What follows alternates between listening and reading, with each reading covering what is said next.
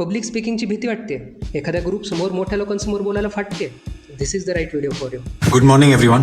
आई am Shashank Sharma. मेरा ना एक प्रॉब्लम है. मैं स को स बोलता हूँ. आपल्यापैकी बरेच जण ह्या कॅरेक्टरसोबत रिलेट करतील. ह्याची एक रिजनल ॲक्सेंट आहे, एक टोन आहे.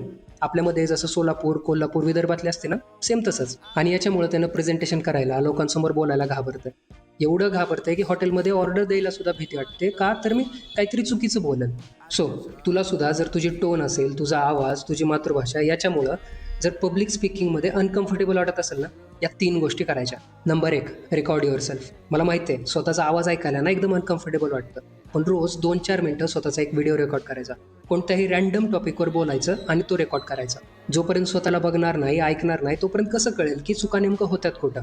आणि ज्यावेळी कळेल की चुका कुठं होत आहेत, त्यावेळेस लक्षात येईल की अशा काही चुका मोठ्या नाही आहेत, तर लगेच सुधारता येतील.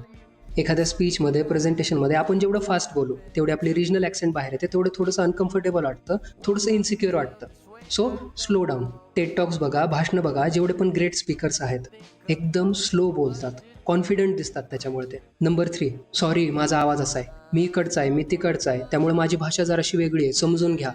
अशा फालतू गोष्टी करायच्या नाहीत. स्वतःच्या आवाजाला, स्वतःच्या टोनला ज्यावेळेस आपण एक इश्यू सारखं प्रेझेंट करतो ना, समोरचा पण त्याच लेन्सने आपल्याकडे बघतो आणि बिनकामाचं आपण त्या जजमेंटला आमंत्रण देतो.